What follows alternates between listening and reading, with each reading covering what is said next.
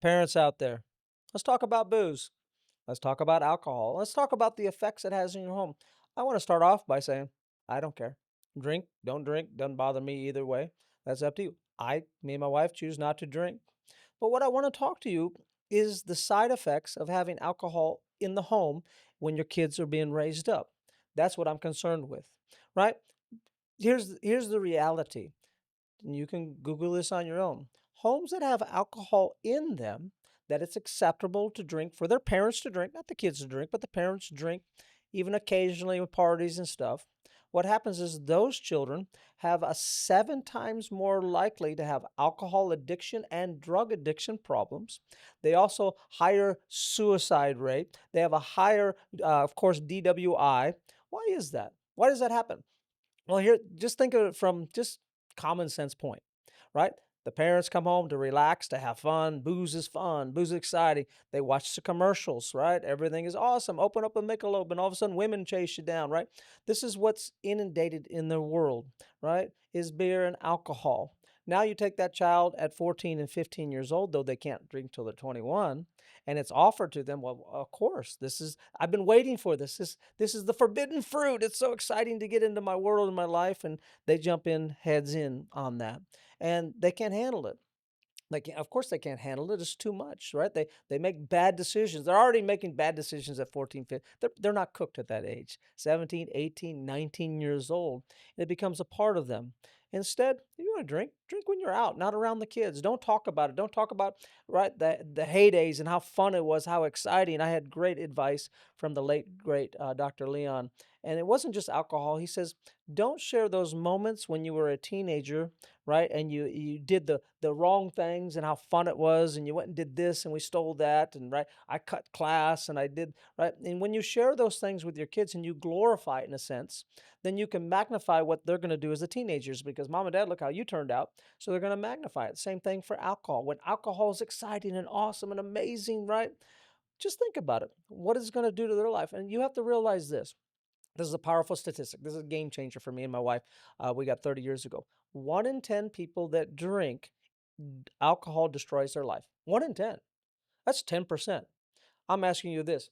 If you knew that 1 in 10 flights that you take were to crash, you wouldn't get on an airplane.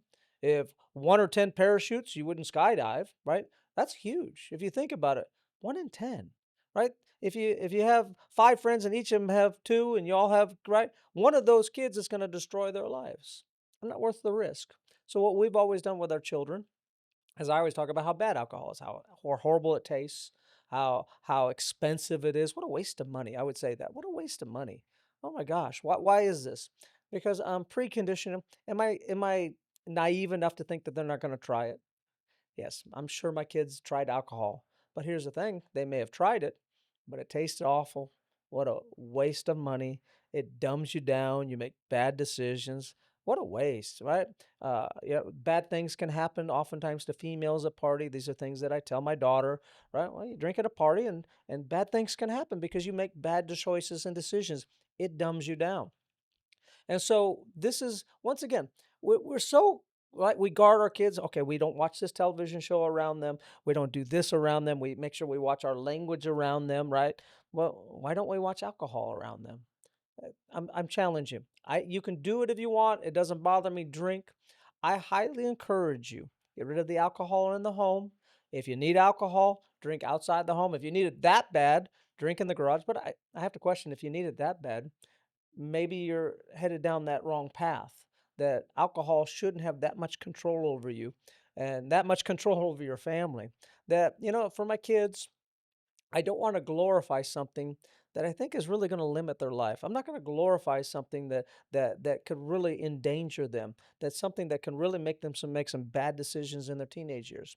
And so once again, don't get mad at me. I guess you can put it in the comments. You may disagree with this. I'm just giving you facts, I'm giving you stats, and I'm giving you common sense. That when you glorify something, that when they're 14 and 15 years old, when they emotionally can't handle it, it's already hard, and they've been excited and they watch how fun alcohol is and how much great time and the stories and my mom and dad, and they went out and they partied last, Friday night, and they had so much fun, and they always have to have a drink. Boy, I sure would like to have one too.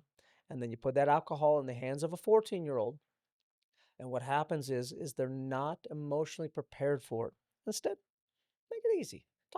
Talk alcohol down. Think about how much money, even if you do drink, how much money you would save, right? How oftentimes people need it to have fun. I don't need alcohol to have fun. My wife doesn't need alcohol to have fun, and I don't want my kids to need alcohol to have fun. So I encourage you all out there. This is not meant to condemn at all or anything. It was just meant to give you direction so that you can make the best choice for your home that's going to bring the best results in your life. Be blessed.